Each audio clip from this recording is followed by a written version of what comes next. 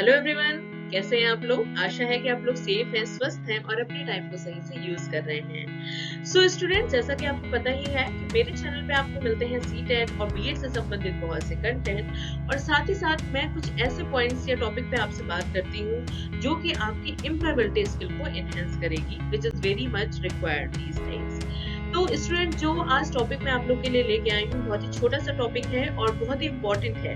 ये चीजें हमें जाननी बहुत जरूरी है बिकॉज आफ्टर कंप्लीटिंग बीएड और सीटेट आप किसी इंस्टीट्यूट, स्कूल और ऑर्गेनाइजेशन के लिए एक मैन पावर बनने वाले हो, तो आपको ये जानना बहुत जरूरी है कि मैन पावर प्लानिंग एग्जैक्टली होती क्या है। तो चलिए देखते हैं मैन पावर प्लानिंग होती क्या है और क्या क्या इसके बेनिफिट एंड यूजेस हैं। तो स्टूडेंट, जैसा कि आप इसके नाम से समझ पा रहे होंगे कि मैन पावर हमें पता है किसी भी ऑर्गेनाइजेशन में जो व्यक्ति होते हैं, जो उस ऑर्गेनाइजेशन में ओवरऑल काम करते हैं, वो उस कंपनी के लिए मैन पावर होते हैं। तो किस टाइप के व्यक्ति को हमें किसी ऑर्गेनाइजेशन में हायर करना है, क्या उसकी क्वालिटी होनी चाहिए, क्या एबिलिटी होनी चाहिए, क्या क्या स्किल्स रिक्वायर्ड है, क्या उसकी क्वालिफिकेशन होनी चाहिए, कितने टाइम के लिए होना चाहिए, ये सारी चीजें प्लानिंग के अंतर्गत आती हैं जब हम किसी को हायर करते हैं।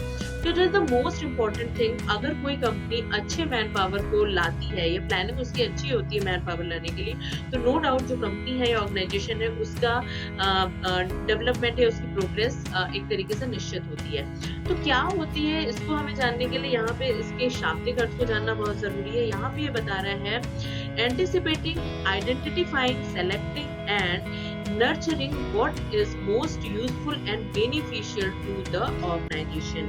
ओवरऑल जो पर्पस होता है वो होता है किसी भी ऑर्गेनाइजेशन का बेनिफिट, किस चीज में हमें उस व्यक्ति को हायर करके बेनिफिट हो सकता है। लो कॉस्ट की वजह से या उसकी एबिलिटी की वजह से या उसकी एक्सपीरियंस की वजह से बहुत सी चीजें हो सकती हैं जो कि उस कंपनी के लिए फायदेमंद हो सकती है।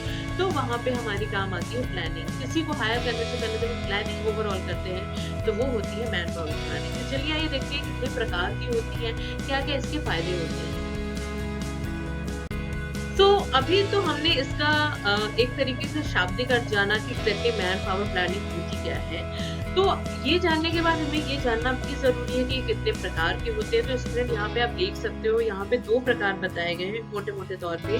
पहला होता है एडमिनिस्ट्रेटिव मैन पावर और दूसरा होता है टेक्निकल मैन पावर।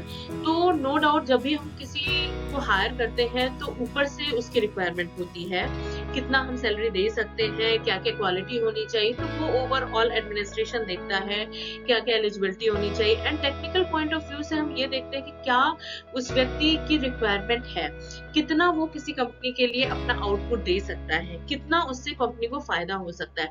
तो ये सारी चीजें म्यूचुअल अंडरस्टैंडिंग होती है और फिर जाके हम शॉर्टलिस्ट करते हैं लोगों में से भी शॉर्टलिस्ट करके कुछ उन लोगों को चुनते हैं जो कि कंपनी के लिए ज्यादा बेहतर होते हैं। तो ऑप्टिमम यहाँ पे जो बताया जा रहा है वो ये optimum utilisation of human resource in the organisation. हमें पता है कि रिसोर्सेज नॉर्मली दो प्रकार के होते हैं, natural and human resource.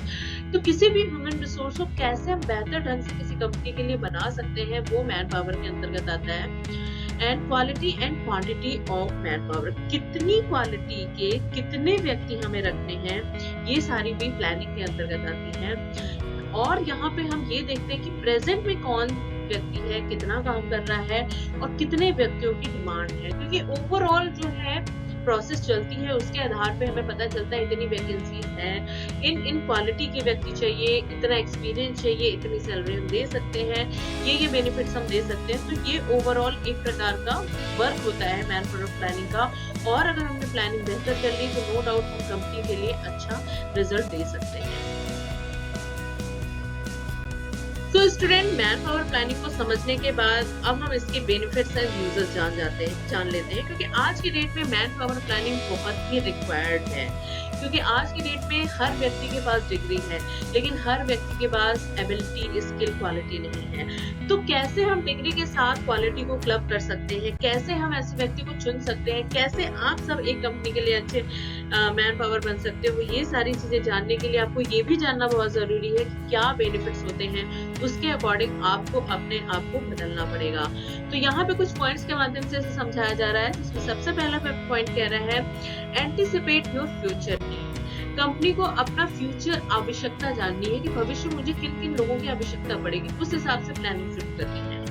Identify potential problem, क्या प्रॉब्लम आ रही है कंपनी को, उस प्रॉब्लम से कौन हमें निकाल सकता है, इस टाइप के लोग कहाँ से मिलेंगे, ये सारी चीजें हमें देखनी रहती है। Efficiently use your available resources, और इन सब काम में आप अपने available resource, current resource, present resource को बहुत ही अच्छे ढंग से यूज करते हो, तब जाके मैन पावर प्लानिंग होती है। इंक्रीज प्रोडक्टिविटी, नो डाउट जब मैन पावर प्लानिंग होती है तो किसी भी कंपनी की जो प्रोडक्टिविटी है उसमें इंक्रीज होता है। इंक्रीमेंट के लिए ही कहीं ना कहीं लोगों को हायर किया जाता है, उनकी डिजायर के अनुसार उनको सैलरी दी जाती है और उनकी जितनी भी आवश्यकताएं होती है उसकी पूर्ति की जाती है, क्योंकि इनडायरेक्ट वे में कंपनी को उससे फायदा हो रहा है। कीप योर एम्प्लॉय मोटिवेटेड, और अगर हम एक अच्छे और बेहतर रिसोर्स चाहिए, हमें अच्छे मैन पावर चाहिए, तो हमें अपने एम्प्लॉय को मोटिवेट करके रखना पड़ता है। क्योंकि स्टूडेंट इसमें हम आगे भी जानेंगे कि जब हमने मैन पावर प्लानिंग तो कर ली, लेकिन किसी भी कंपनी में जाने से पहले हम उस कंपनी के बारे में बहुत सी एनालिसिस करते हैं, जिसे हम कहते हैं जॉब एनालिसिस, जो हम अपने नेक्स्ट वीडियो में जानेंगे। तो जॉब एनालिसिस में हम उस कंपनी के लोगों से उस कंपनी के बारे में ज्यादा से ज्यादा चीजें जानने की कोशिश करते हैं। वहां पे ये चीज आएगी कि keep your employ motivated and satisfied. जितना आप अपने एम्प्लॉय को मोटिवेटेड और सेटिस्फाइड रखोगे, नो डाउट नया बंदा उस कंपनी में आने के लिए उतना ज्यादा एक्साइटेड रहेगा, क्योंकि उसे पता है कि यहाँ पे एक अच्छा वर्क एनवायरनमेंट मिलेगा, टास्क अच्छा होगा, पॉलिसीज अच्छी है, सारी चीजें अच्छी है, तो क्यों ना हम इस कंपनी के लिए काम करें।